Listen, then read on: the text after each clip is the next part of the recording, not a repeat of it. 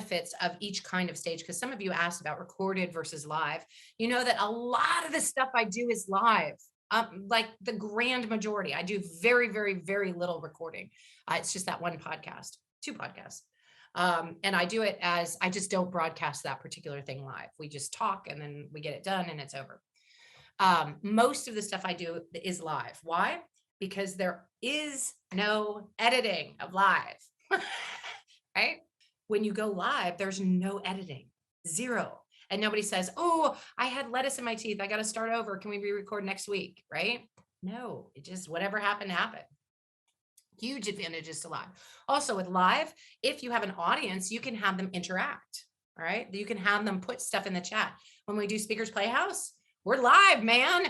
Put a 1 in the chat if you want to XYZ, put a 2 in the chat if you're blah, blah, blah. Right. And then they're putting stuff in the chat. Right. You cannot do that with a recorded podcast. It's impossible, right? You can say, put things in the comments, and then how many of you go back and put something in the comment? Or if you do, how many of the show hosts acknowledged it, right? They didn't even see it most of the time, right? So advantages to live. It's one and done, and there's no editing.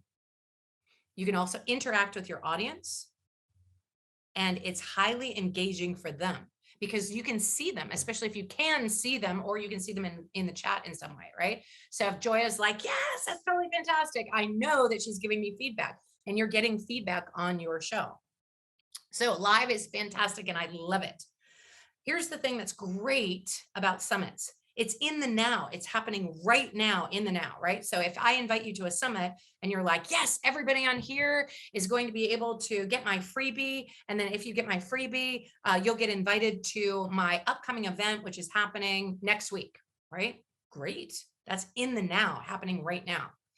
If you're doing a podcast, you can't do that, right? You can't say, come next week, because it's already over by the time they've listened to it. They're listening to it 6 months, a year, 2 years later. But summits are about what's happening now. Now, disadvantages of summits are that people often do not go back and watch the replays anytime after about a week or 2 later. It's extremely low likelihood that they're going to be watching the replays 2 weeks or more later. It's less than 5%. So very, very small percentage of people are actually watching way later. So the in the now stuff is great for summits, right? Or a live show, things like that. What is great about podcasts, conversely, is that they stick around forever. So at the end of your podcast, you can give them your website and they can find out what's happening now. But 6 months, a year from now, 2 years from now, they can still go to Entrepreneurs Rocket Fuel, which is the link I dropped 6 months or a year ago, right? And find out what's happening now. So the cool thing about being on a podcast or having a podcast is that it stays around for a really long time. And people go and watch them like Netflix.